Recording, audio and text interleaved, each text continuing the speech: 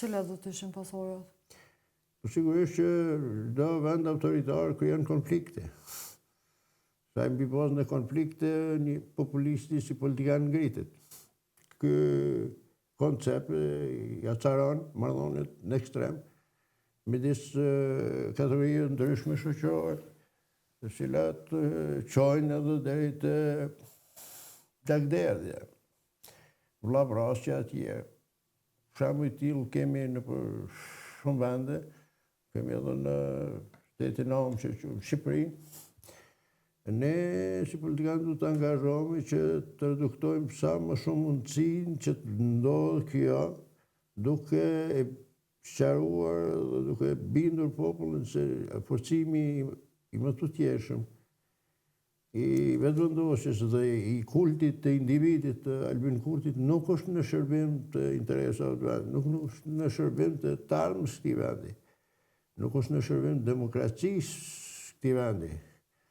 Që ne eksperimente të tilla mund na çojnë në një situatë, na degradojnë, na përplasin në mënyrë të ashpër, gjë që do ta pengonte, do ta kthente mbrapa shtetin e Kosovës. Sa jemi tek qeverisja Albin Kurtit, raportet me ndërkombëtar, si keni pa?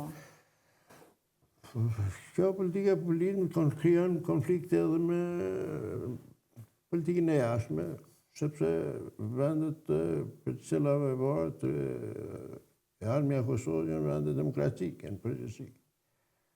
Që ai për të realizuar një koncept populist bjen kundërshtim me konceptet politike të atyre vendeve, që shkakton automatikisht edhe konflikt politik me vende dhe shkakton izolim.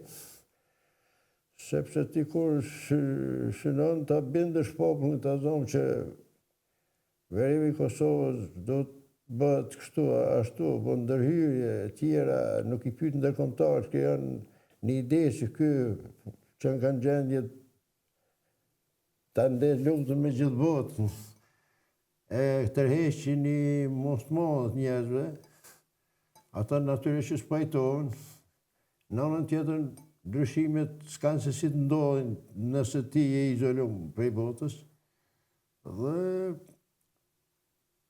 gjendja në drejtim ka qenë, siç e dim gjithë, shumë jo normale.